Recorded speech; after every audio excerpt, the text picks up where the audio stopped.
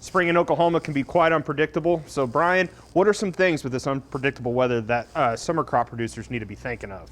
Yeah, so we got a couple things going on. Most of our corn's already in the ground. They were able to get it in early. A lot of the sorghum has really been on hold because our soil temperatures aren't up to where we want it to be. It's not above 60 degrees yet. So after this cold spell we're going through right now, I expect the planters to really start rolling on our sorghum acres, to start banging that out, and then moving into soybean and cotton as things warm up.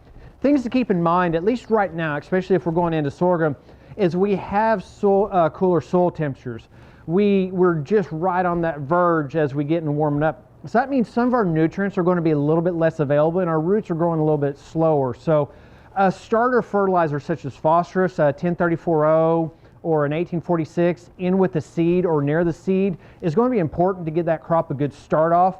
Typically, because sorghum's in a warmer soil, it doesn't benefit as much as it would with corn that goes in cooler. But with these soil temps, I would be considering some kind of starter, a little bit of phosphorus. Be very careful, as our starters that contain nitrogen and potassium also contain salt.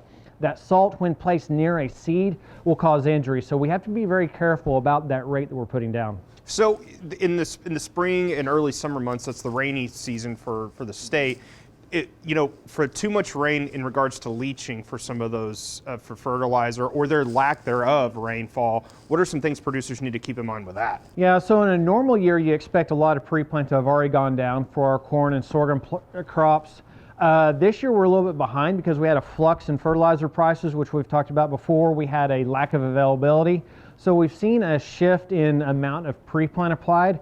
I would say look at your total rainfalls. If we've had a lot of rainfall in a well-drained sandy soil, then there's a good opportunity to have lost a lot of that nitrogen. We need to be looking at in season.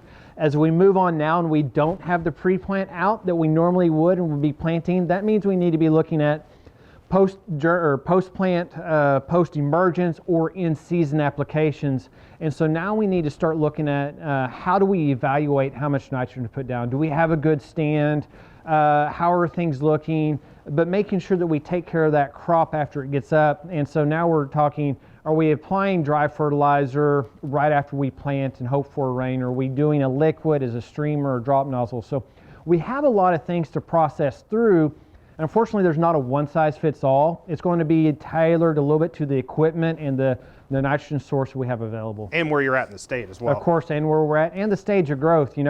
We've shown in current research that we can let that sorghum crop grow a little way, so getting 30 days after planting and still fertilize and reach full potential. The problem is that not everybody has the equipment that can get into a sorghum crop that's 30 or 45 days old. So we have to start looking at what's available and what can we do. So moving on into the summer, and you were mentioning soil temperatures being so important, and that's what a lot of cotton producers are looking for as well, because it's just that margin of error is so small. So what are some things that they need to keep an eye on going into their planting season? So when we go into the cotton crop, there's a couple things ideally in a perfect world, and this is a closed box that I can manage every little input. I want my cotton to stress a little bit at first on nitrogen. I don't want it to have a lot of availability. Research is out there that shows quite well that cotton will respond to a lack of nitrogen by creating bigger roots. And so that's a positive thing.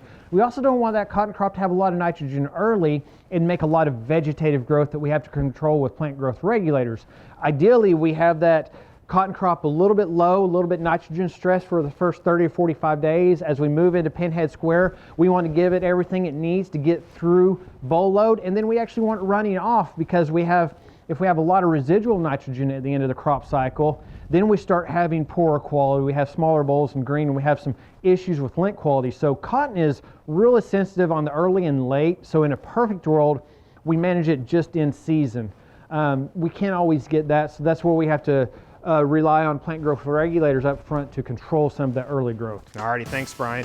If you'd like some information on summer crop management, go to our website, sunup.okstate.edu.